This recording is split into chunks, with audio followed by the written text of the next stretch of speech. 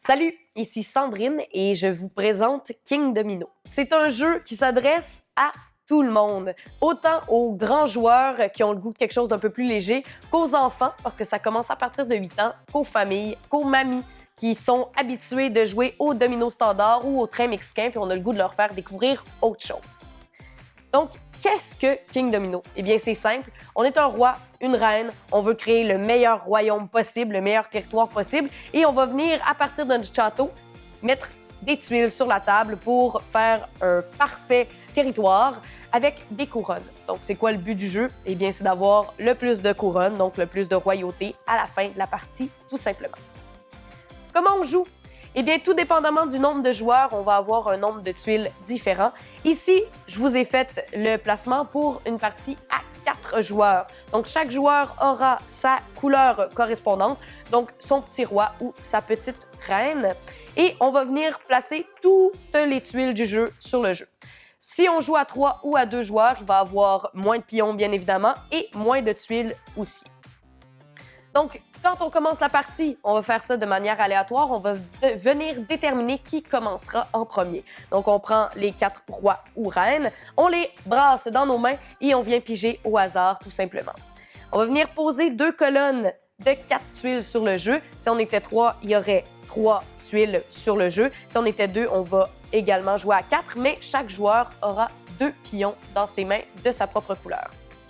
Maintenant, un coup que les tuiles sont mises sur le jeu, comment on positionne les tuiles? Eh bien, c'est bien simple. On va venir mettre les tuiles du plus petit au plus grand. Donc, dans mon exemple ici, j'ai 2, 10, 26 et 37. Donc, je viens les mettre. C'est quoi la différence? Eh bien, plus les tuiles sont petites, eh bien, moins elles sont intéressantes. Qu'est-ce que je veux dire par intéressante? Eh bien, il va y avoir de moins en moins de couronnes, moins le chiffre est grand. Donc, comme le but du jeu, c'est d'avoir des couronnes, eh bien, on va tous se lancer sur les plus grosses tuiles du jeu, j'imagine. Mais faites attention, parce que si vous êtes le premier joueur à choisir la tuile et que vous choisissez la belle grosse tuile avec toutes les couronnes, eh bien au prochain tour, vous allez être malheureusement le dernier joueur à pouvoir choisir les tuiles. Donc, il y a toute une stratégie derrière tout ça. Donc, vous ne pouvez pas juste vous lancer tout le temps et aller choisir les meilleures tuiles du jeu. Donc, comment on place les dominos? Eh bien, à partir du château, votre château qui n'a pas besoin d'être central, on va venir poser les dominos sur le jeu.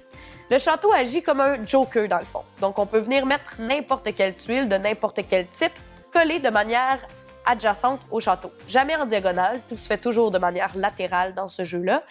Donc, à partir du moment où toutes les facettes de notre château ont déjà des tuiles, eh bien, à ce moment-là, c'est là que ça commence à devenir un peu plus complexe. Parce qu'on doit venir poser toujours une tuile qui va correspondre à au moins un des deux côtés des tuiles qui sont sur le jeu.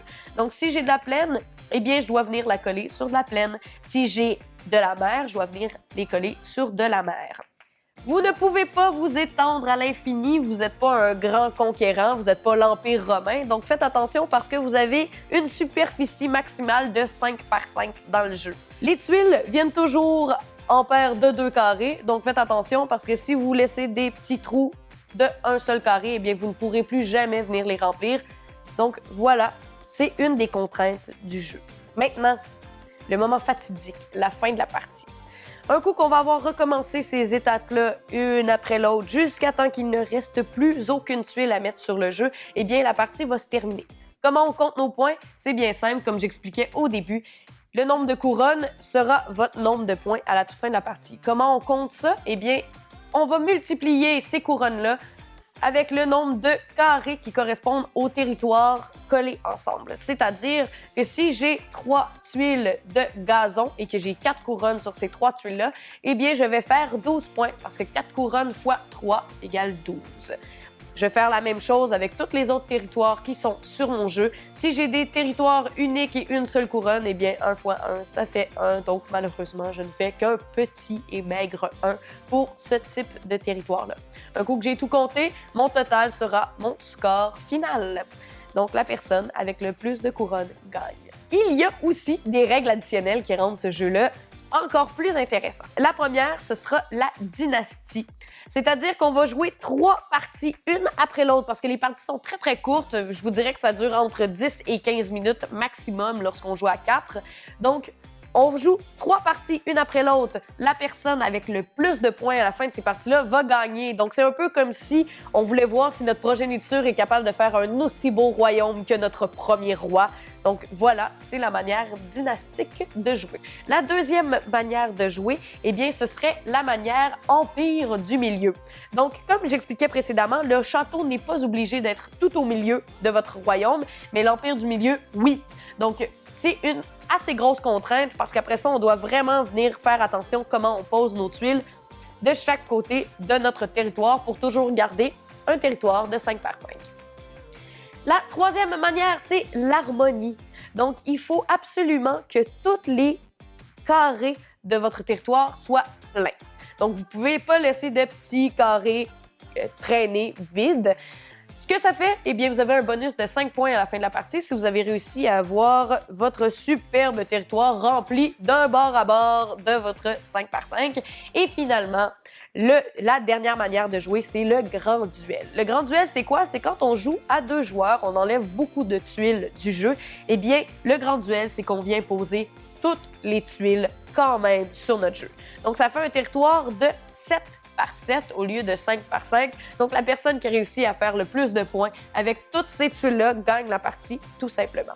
Eh bien, c'était King Domino, donc un superbe jeu de Bruno Cathala pour toute la famille, pour petits, grands joueurs. Et c'est un jeu qui est, ma foi, magnifique. Les illustrations sont super belles, les couleurs sont hyper vives. C'est vraiment un jeu qui attrape notre attention et notre regard. Et c'est un jeu super simple à expliquer, super simple à comprendre et vraiment très rapide. Donc, c'est un jeu hyper passe-partout. Je le conseille vraiment à tout le monde et ça fait partie de mes coups de cœur du moment. Donc, merci et à la prochaine. Jouez et achetez ce jeu au Randolph.